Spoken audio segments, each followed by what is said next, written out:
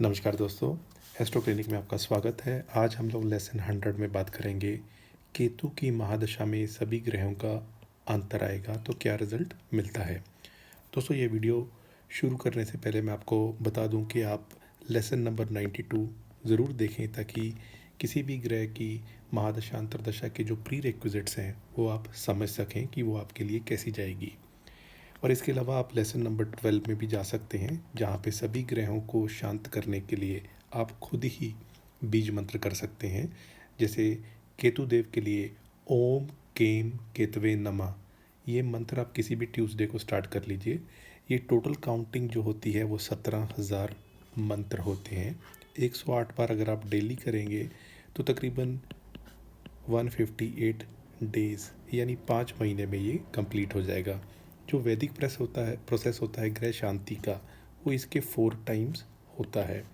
तो दोस्तों वो तकरीबन 68,000 मंत्र बन जाते हैं और ये एक स्पेसिफिक प्रोसेस होता है जिसमें इनके 10% का फिर हवन होता है और इसके 10% का तर्पण विधि जो दूध से किया जाता है। लेकिन अगर आपको खुद करना है तो आपकी ही महादशा चल रही है केतु की, तो आप कर सकते हैं। केतु देव की महादशा में आपको कम से कम परेशानियां होंगी और ज़्यादा से ज़्यादा फ़ायदा होगा अगर आप करेंगे। दोस्तों मैं शुरू में ही आपको ये भी बता दूं कि जो केतु देव हैं ये किन चीज़ों के कारक हैं और इनके महादशा में ओवरऑल क्या होता है। सबसे पहले तो ये जो महादशा है ये 7 साल के लिए चलती है और इसमें जो अंतर आते हैं वो इसी सीक्वेंस में आते हैं। यानी केतु में केतु आएंगे, फिर शुक्रदेव आएंगे, फिर सूर्य आएंगे, चंद्र मंगल राहु बृहस्पति शनि और बुध। तो सीक्वेंस यही रहेगी। सबसे पहली चीज़ ये होती है कि जब भी केतु की महादशा आएगी तो ऐसा इंसान स्पिरिचुअलिटी की तरफ ज़रूर आगे बढ़ता है। या तो वो कोई मंदिर जाना शुरू करेगा या कोई हवन वगैरह कराएगा या कुछ ना कुछ धर्म कर्म के काम में वो जुड़ा रहेगा। अगर वो पहले बहुत ज़्यादा ज़िंदगी इंजॉय कर रहा था, घूम फिर रहा था, तो इस पीरियड में वो मटेरियलिस्टिक चीज़ों की तरफ से कम आकर्षित होगा, यानी इनसे वो थोड़ा दूर भागेगा। उसको लगेगा ज़िंदगी में जितनी ज़्यादा मैं नॉलेज इकट्ठी कर सकूं, ज्ञान ले सकूं, धार्मिक बनूं, उतना ही ज़्यादा अच्छा होगा। अगर केतु की महादशा किसी की शादी के बाद ही आ जाए तो ऐसा इंसान फिर मैरिड लाइफ में इतना खुश नहीं होता। हो सकता है कि वो मैरिड लाइफ में होने की बजाय वो कोई दूर देश में काम करने चला जाए। तो क्योंकि केतु जो है वो डिटैचमेंट के कारक हैं, तो ये जो इंसान होगा तो वो थोड़ा सा अपने परिवार, अपने स्पाउस, उनके साथ भी डिटैचमेंट उसकी होने लगेगी। उसको ये लगेगा कि ये ज़िंदगी में जो भी चीज़ें हैं ये खुशी नहीं है। खुशी जो है वो असल में धर्म कर्म के काम में ही होगी। कुछ ऐसी चीज़ें भी हो सकती है कि कोई परिवार के किसी का खो जाना या कुछ ऐसा हो जाना जिसकी वजह से ज़िंदगी में काफ़ी उसको पीड़ा अंदर से महसूस हो, जिसकी वजह से वो धर्म की तरफ आकर्षित हो, ऐसा हो सकता है। इस पीरियड में जो लोग ज्ञानी हैं, जो लोग ऑलरेडी बुक रीडिंग वगैरह करते हैं, तो ऐसे पीरियड में इंसान मोटिवेशनल बुक्स जैसे monk who lost his Ferrari, या ऐसे जितनी भी मोटिवेशनल कोई भी ऐसी जो किताबें हैं उसको भी पढ़ने की कोशिश करेगा। जो उपनिषद हैं या जो वेद हैं, इन सब चीज़ों की तरफ भी उसका आकर्षण बढ़ेगा। तो दोस्तों अब इस पीरियड में यानी 7 साल की महादशा में सभी ग्रहों का अंतर आएगा तो क्या रिज़ल्ट मिलेगा। सबसे पहले तो हम केतु में केतु की ही बात करेंगे। ये तकरीबन 5 महीने के लिए रहेगी अंतरदशा। तो इस पीरियड में क्या होगा कि इंसान धार्मिक लेवल पे यानी स्पिरिचुअलिटी के लेवल पे काफ़ी एक तरक्की करेगा। हो सकता है मंत्र जाप करे या कुछ ऐसा करे, तो धर्म में उसकी रुचि काफ़ी ज़्यादा पड़ेगी। धार्मिक यात्रा पे जा सकता है, तीर्थ यात्रा पे जा सकता है। उसे कहीं ना कहीं जो लोग दुनिया, पॉलिटिक्स, ये सब बातें कर रहे होंगे वो उन सब से भी कटेगा कि ये सब फालतू की बातें हैं, मैं आप लोगों से अलग हूँ या मेरी सोच अलग है, तो उन लोगों से भी वो थोड़ा अलग कटेगा। कई बार ऐसे लोगों को इस पीरियड में ऐसे सपने भी आते हैं कि धर्म के प्रति मुझे जुड़ना चाहिए, तो इन चीज़ों की तरफ भी उसका जाएगा। उसकी जो सोचने समझने की जो शक्ति है वो इन जनरल थोड़ी सी बढ़ेगी। थोड़ा सा भटकाव भी होगा लेकिन फिर भी वो सोचने समझने की शक्ति जो होगी वो थोड़ी बढ़ेगी। और इस पीरियड में मैं ये सजेस्ट करता हूँ यूजुअली कि कोई भी नई चीज़ें ना करो। यानी पता चला बिज़नेस नया स्टार्ट कर लिया या कोई नया कोई प्रोडक्ट लॉन्च कर दिया, इस पीरियड को जितना शांति से निकालो उतना ज़्यादा अच्छा है, क्योंकि जो भी आप नया करोगे उसमें कोई गड़बड़ हो गई तो आपको काफ़ी डीप उसका फील होगा और इस वजह से वो कुछ कन्फ्यूज़न वगैरह भी हो सकती है। तो ये पीरियड ऐसा होता है कि उसे शांति से निकाल दो तो ज़्यादा अच्छा है। दोस्तों इसके बाद आता है शुक्र का अंतर, ये तकरीबन 14 महीने रहता है। शुक्र एक नैसर्गिक तौर पे शुभ ग्रह हैं। शुक्र भोग के कारक हैं और जो केतु हैं ये मोक्ष के कारक हैं। इस पीरियड में इंसान के अंदर उसका जो भी उसको आप कह सकते हैं कि उसकी लाइफ में अगर कोई इंसान आता है तो उस पीरियड में प्रेमी या कोई आता है तो इतना ज़्यादा वो इन्जॉय नहीं कर पाता, क्योंकि शुक्र भले ही भोग के कारक है लेकिन महादशा केतु की होने की वजह से उसको अपने स्पाउस के साथ किसी बात पे मनमुटाव होके सेपरेशन भी झेलना पड़ सकता है। जैसे बुध में, पिछले वीडियो में हमने बात की थी, बुध में जब शुक्र एंटर करते हैं तो किसी की लाइफ में प्रेमी आते हैं। इस पीरियड में क्या होता है कि अगर कोई प्रेमी आया या पहले से है था तो उस सेपरेशन का भी सीन बन जाता है। तो इस पीरियड में जो इंसान होगा उसे अपने जो भी आसपास के लोग हैं उनका उसको उसको अच्छा सिंपैथी वगैरह मिलेगी, लेकिन फिर भी ये पीरियड में उसकी सेपरेशन वाली जो चीज़ है वो होने के चांसेस बढ़ जाते हैं। दोस्तों इसके बाद आते हैं सूर्य का अंतर जो तकरीबन 4 महीने तक रहता है। तो केतु और राहु वैसे भी नैसर्गिक तौर पे सूर्य को शत्रु मानते हैं, तो इस वजह से इंसान की काफ़ी सारी प्रॉब्लम्स आती हैं। उसको गवर्नमेंट से भी दिक्कत हो सकती है, उसके फादर को यानी पिता को भी कोई परेशानियां हो सकती हैं। तो इस पीरियड में भी उसको ज़्यादा दिक्कतें ही झेलनी पड़ती हैं। हालांकि ये है कि इस पीरियड में वो पहले से ज़्यादा मेहनत करने की कोशिश करता है। जैसे शुक्र के अंतर में थोड़ा सा रिलैक्स्ड होता है, लेकिन सूर्य के अंतर में थोड़ा उसके अंदर जान सी आ जाती है। लेकिन फिर भी उसके जो नौकरी में या परेशानियाँ उसको झेलनी पड़ती हैं अपने अपने जैसे बॉसेस वगैरह के साथ या अपने कोलीग्स के साथ, तो कुछ ना कुछ उसको परेशानियाँ झेलनी पड़ती हैं। तो ये भी इतनी अच्छा अंतर नहीं जाता। चंद्रमा का वही हाल है राहु केतु के, सूर्य मित्र नहीं है, चंद्रमा भी मित्र नहीं है, तो ये 7 महीने के लिए जाएगा। इस पीरियड में भी गवर्नमेंट की तरफ से कुछ परेशानी हो सकती है और मदर को भी कोई परेशानी हो सकती है। दोस्तों यह ध्यान रहे केतु एक सेपरेटेटिव प्लैनेट है। जैसे जो राहु है, शनि है, मंगल है, ये भी सेपरेशन कराते हैं, तो केतु भी सेपरेशन कराते हैं। तो इस पीरियड में इंसान का, क्योंकि चंद्रमा मन के कारक हैं, तो मन बहुत विचलित होगा। तो इस वजह से उसको आप कह सकते हैं कि नैसर्गिक तौर पे शुभ ग्रह चंद्रमा के आने के बावजूद ऐसा इंसान मन में थोड़ा दुखी, परेशान या डिप्रेशन को सोचने वाला बनेगा। उसके मन में जो भी ख्याल आएंगे उसके साथ साथ वो कुछ ज़रूरत से ज़्यादा डर भी सकता है कि ऐसा नहीं होगा, ऐसा होगा, ऐसा करूँगा तो मैं क्या करूँगा।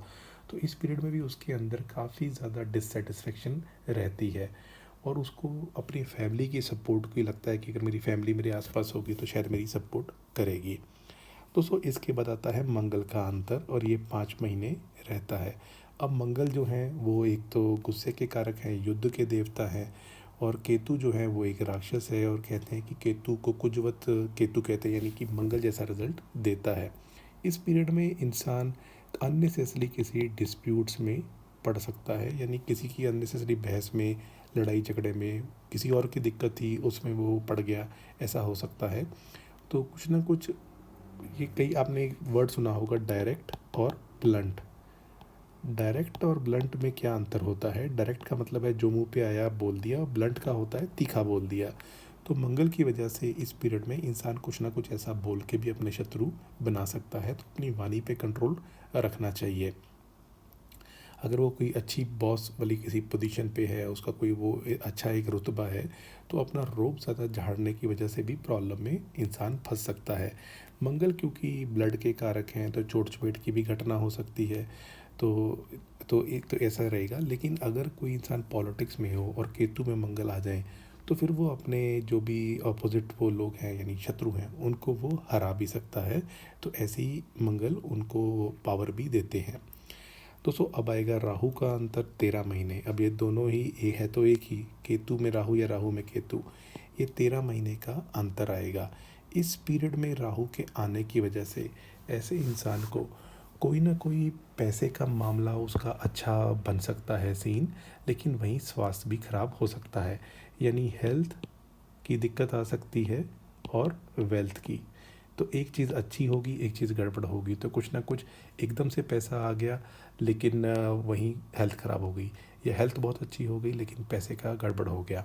इस पीरियड में इंसान थोड़ा अनस्टेबल भी रहेगा, यानी वो क्या डिसीज़न ले रहा है, क्या सोच रहा है, क्या कर रहा है, क्या नहीं कर रहा, तो वो एक तरीके का अपने अंतर्द्वंद कन्फ्यूज़न में रहेगा, जिसकी वजह से उसकी जो भी आपस में मित्र मंडली है उनके साथ उसकी दोस्ती थोड़ी कम होगी।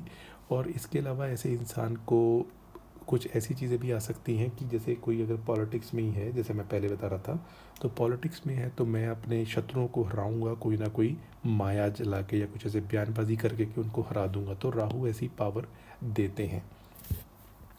दोस्तों अब जाके आएगी अंतर्दशा गुरु की, जो इतनी महादशा अंतर्दशा बेकार चल रही थी केतु की, उसमें गुरु की एंट्री होते ही चीज़ें पलट जाती हैं। क्यों? क्योंकि गुरु एक नैसर्गिक तौर पे शुभ ग्रह हैं, और केतु और बृहस्पति या बृहस्पति और केतु ये स्पिरिचुअल जर्नी को मोक्ष की तरफ ले जाने के लिए बहुत अच्छे कारक माने जाते हैं। और आप जानती हैं जो सेपरेटेड प्लेनेट है उसमें बृहस्पति आएंगे, बृहस्पति शादी कराने का योग, संतान प्राप्ति का योग बनाते हैं। तो ये जब भी आएंगे तो ऐसा इंसान अगर बहुत धार्मिक होगा तो उसे मोक्ष प्राप्त होना, निर्वाणा प्राप्त होना, कुंडलिनी शक्ति जागृत होना, स्पिरिचुअलिटी में बहुत अच्छा करना, रिलीजियस ट्रिप्स जैसे आप कह सकते हैं कि रिलीजियस यात्रा या तीर्थ वगैरह करना, ये सारी चीज़ें इंसान करेगा। ऐसे पीरियड में इंसान के किसी अच्छे मेंटोर की भी एंट्री हो सकती है जो उनको गाइड करे कि मेरे लिए क्या सही है, मैं या क्या नहीं कर रहा। अगर कोई इंसान बहुत समय से विदेश जाने की कोशिश कर रहा था तो राहु और बृहस्पति में विदेश जाने का भी योग बन जाता है, तो ये भी एक चीज़ अच्छी रहती है। इस पीरियड में पहले वाले पीरियड से ये वाला पीरियड थोड़ा बेटर जाता है, तो ये एक अच्छी बात है। दोस्तों अब आ जाता है अंतर शनिदेव का। अब शनिदेव का जो अंतर है ये रहेगा तकरीबन 13 महीने। अब ये जो पीरियड है, शनि हमेशा परीक्षा लेते हैं, ये कर्म के देवता हैं और फल के देवता हैं, यानी कोई भी चीज़ मुफ्त में मिल जाए ऐसा नहीं होता। इस पीरियड में इंसान की नौकरी में कुछ ना कुछ दिक्कतें ज़रूर आती हैं। वो अगर पॉलिटिशियन हो तो जनता का या तो बहुत सपोर्ट मिल जाएगा या जनता का बिल्कुल सपोर्ट नहीं मिलेगा, तो दोनों में से एक चीज़ होगी। रिलेशनशिप्स में भी ज़्यादा वो होंगे। और शनिदेव क्योंकि इनके अंतर आने में इंसान के जो खर्चे हैं, एक्सपेंसेस, वो भी थोड़े से बढ़ सकते हैं, तो इस पीरियड में इंसान को अपने सेविंग्स को बहुत संभाल के रखना चाहिए। इस पीरियड में उसको जो पहले से जैसी शांति नहीं थी वो सारी चीज़ें भी इस पीरियड में हो सकती हैं कि अंदर ही अंदर से वो ज़्यादा सोच रहा है। तो इसके बाद आएगी बुध की अंतर्दशा, ये 12 महीने रहेगी। इस पीरियड में इंसान का जो कंसंट्रेशन है, क्योंकि बुध बुद्धि के कारक हैं, तो इंसान का जो कंसंट्रेशन है वो अफेक्ट होगा।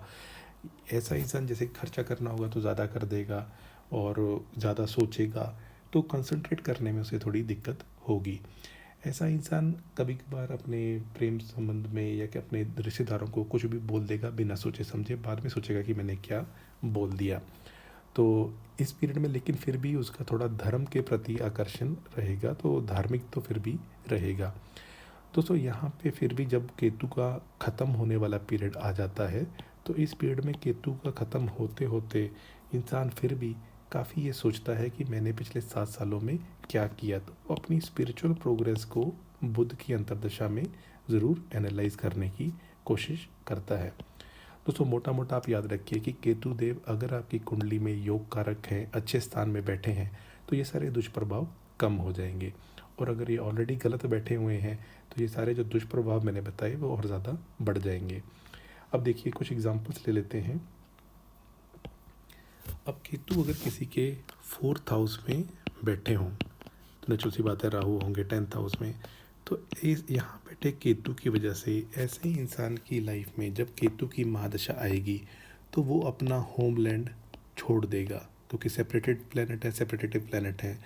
और इस पीरियड में अगर अंतर होगा जैसे राहु का या बृहस्पति का या शनि का, जो भी फॉरेन ले जाने के योग कारक ग्रह होते हैं, तो ऐसे पीरियड में इंसान होमलैंड छोड़ के बाहर चला जाएगा।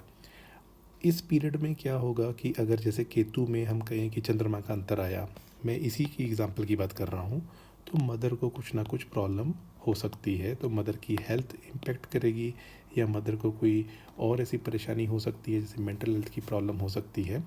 इस पीरियड में उसको अपनी प्रॉपर्टीज़ वगैरह के लिए भी थोड़ा समझदारी से चलना चाहिए, क्योंकि 4th हाउस के केतु हैं, तो ऐसा इंसान हो सकता है अपनी प्रॉपर्टी किसी को ऐसे ही डोनेट कर दे कि मैंने दे दी, किसी चर्च को दे दी, किसी मंदिर को दे दी, तो ऐसा भी कर सकता है।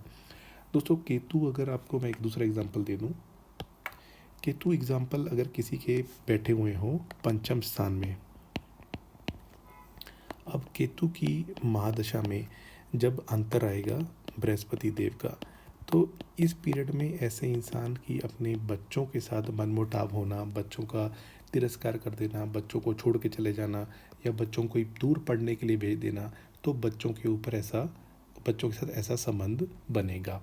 और वहीं अगर हम एक और एग्जांपल दे लेते हैं, अगर केतु आपके 11th हाउस में बैठे हैं और केतु में अंतर आ गया शुक्र का, तो इस पीरियड में इंसान की जो भी सुख सुविधा ऐसी चीज़ें होंगी तो उनसे वो कटेगा, यानी मटेरियलिस्टिक लाइफ से वो बहुत परे जाने की कोशिश करेगा, क्योंकि शुक्र भोग के कारक है और 11th हाउस में केतु बैठे हैं, तो डिटैचमेंट, जो भी लाभ, जो भी मटेरियलिस्टिक चीज़ें मिल रही हैं उनसे डिटैचमेंट करवाएंगे।